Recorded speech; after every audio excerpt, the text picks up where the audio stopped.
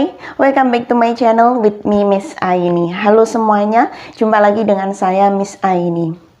Today I'm going to explain about simple present tense. Jadi pada kesempatan kali ini saya akan menjelaskan tentang materi simple present tense.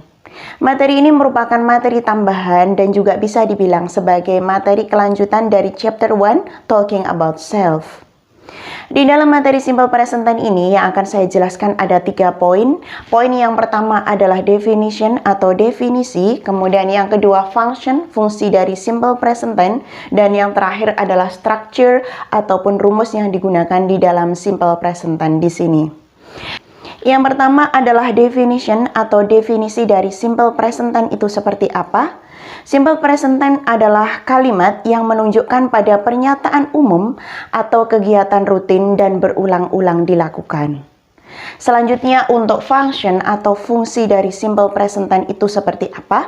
Fungsinya adalah yang pertama adalah habit, digunakan untuk kebiasaan. Contohnya, he drinks tea at breakfast. Dia minum teh pada sarapan atau pada makan pagi.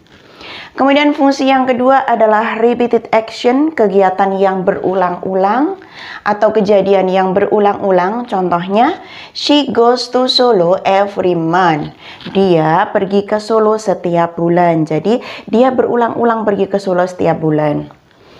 Kemudian fungsi yang ketiga adalah general truth, kebenaran umum. Contohnya, water freezes at 0 degrees. Air itu membeku pada 0 derajat.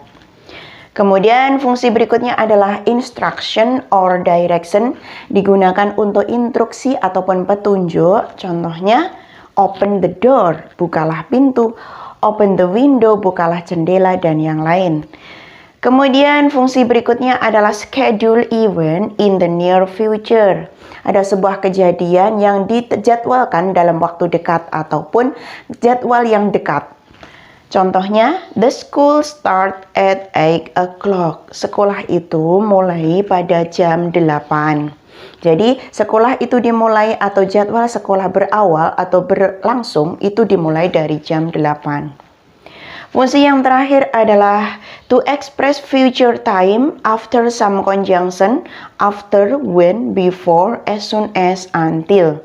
Jadi untuk mengungkapkan waktu yang akan datang setelah beberapa konjungsi, beberapa kata after, when, before, as soon as, until. Contohnya, we will surprise him after he enter the room. Kita akan memberikan surprise, kejutan setelah dia masuk rumah. Di sini ada kata-kata after, ada conjunction after. Kemudian setelah after di sini menggunakan simple present untuk menunjukkan express future time. Jadi untuk fungsi simple present tense itu ada 5. Yang pertama adalah habit, untuk kebiasaan. Kemudian untuk repeated action, untuk kegiatan berulang-ulang. Kemudian untuk general truth, kebenaran umum. Instruction or direction, instruksi ataupun petunjuk. Kemudian untuk schedule event in the near future, untuk kejadian yang akan datang atau terjadwal, sudah terjadwal. Kemudian express future time after some conjunction, untuk mengekspresikan waktu yang akan datang setelah beberapa conjunction after, when, before, as soon as, until. Next about the structure. Untuk selanjutnya adalah struktur kalimat di dalam simple present tense itu seperti apa. Di dalam simple present tense nanti dibagi menjadi 3 kalimat, kalimat positif, kalimat negatif, dan kalimat interrogatif atau kalimat tanya. Di dalam simple present tense ini saya juga akan membagi menjadi 2 kalimat, yaitu kalimat verbal sama kalimat nominal.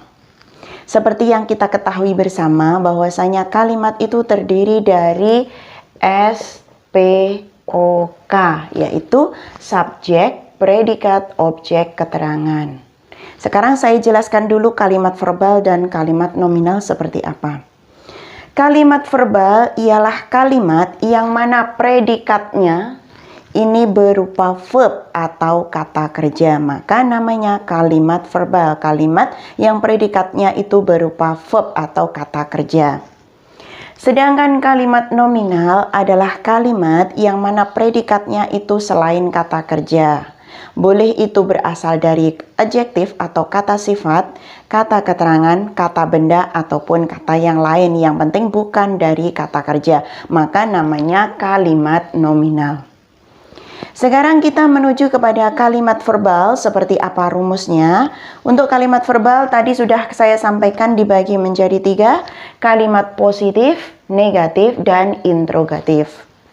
Untuk kalimat positif rumusnya adalah subject plus verb 1 s or es plus object. Jadi di sini ada verb 1, verb pertama, kata kerja bentuk pertama dikasih tambahan s atau es. Yang dikasih tambahan s atau es itu khusus untuk he, she, it. He, she, it ini dikasih tambahan s atau es.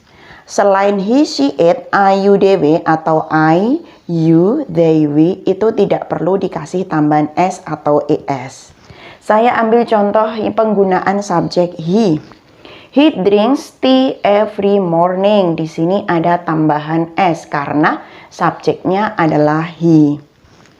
Untuk bentuk negatif rumusnya subject plus do or does plus not plus verb 1 plus object.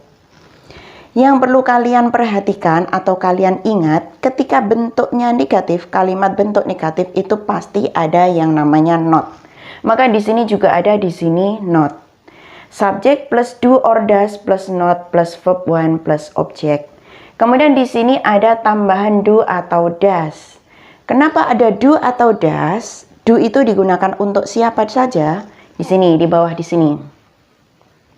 Do itu dipakai untuk a, you, they, we. Saya mengingatkan kepada kalian penggunaan do itu penggunaannya adalah disingkat dengan a, you, they, we. I, you, they, we. A, you, they, we di sini menggunakan do. Sedangkan he, she, it itu menggunakan does.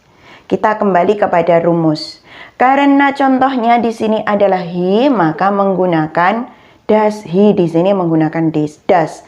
Kalau kalian menggunakan you, kalian menggunakan do. Jadi you do not drink tea every morning. Seperti itu kalau menggunakan you.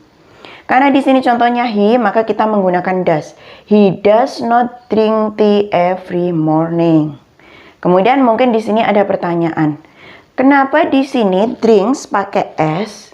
Pakai s, sedangkan di sini tidak pakai s ketika negatif. Di sini tidak boleh menggunakan s karena di sini sudah ada does, ada es. Selanjutnya untuk bentuk interrogatif atau kalimat tanya, do atau does-nya ditaruh paling awal plus subject plus verb 1 plus object. Jadi, does he drink tea every morning? Apakah dia minum setiap pagi? Kalau kalian menjawab yes, yes he does. No, he does not. Ini tadi adalah rumus kalimat verbal dari positif, negatif, dan interrogatif. Sekarang kita menuju kepada kalimat nominal, yaitu kalimat yang predikatnya bukan kata kerja. Untuk kalimat nominal, rumusnya adalah subject plus to be plus c. C ini adalah komplement. Komplement itu pelengkap, boleh berupa kata sifat, kata keterangan, ataupun kata benda. Saya mengambil contoh, ini adalah kata benda. He is a teacher. Dia seorang guru. To be. Nah, sekarang saya jelaskan to be dulu. To be adalah kata bantu. Nah, untuk siapa saja to be itu? Ketika I, to be-nya adalah am. Ketika you, they, we, to be-nya adalah are. Ketika he, she, it, to be-nya adalah is. To be, kalau saya memberikan singkatan biar kalian lebih mudah, to be itu SMA. Is, am, are. Ini kalau saya memberikan singkatan untuk mempermudah kalian. To be adalah SMA. Is, am, are. Is itu untuk he, she, it. M itu untuk I. R itu untuk you, we, they. Sekarang kita menuju pada bentuk negatif. Untuk bentuk negatifnya, rumusnya adalah subject plus to be plus not plus complement. Kalian tentunya masih ingat, kenapa di sini ada not? Karena bentuknya adalah bentuk negatif. Ini sebagai ciri loh ya. Ketika cirinya negatif, bentuknya negatif itu cirinya pasti ada kata-kata not. Jadi di sini rumusnya subject plus to be plus not plus complement. Jadi tinggal dikasih tambahan not tanpa perlu do atau does karena kalimatnya adalah kalimat nominal. Jadi he is not a teacher. Dia bukanlah seorang guru. Untuk bentuk interrogatif atau kalimat tanya, to be-nya ditaruh di awal, kemudian subject, kemudian complement. Is he a teacher? Apakah dia seorang guru? Kalau kalian menjawabnya iya, berarti yes, he is. Kalau no, no, he is not. Itu adalah rumus kalimat nominal dari segi positif, negatif, dan interrogatif. Oke everybody, itu tadi video saya mengenai bentuk simple present tense dilihat dari definisi, function, dan juga structure. Semoga video ini bermanfaat untuk kalian semuanya. Jangan lupa like, subscribe, dan juga beri komentar di bawah ini. Dan nantikan video-video saya berikutnya. Thanks for watching. See you. Bye-bye.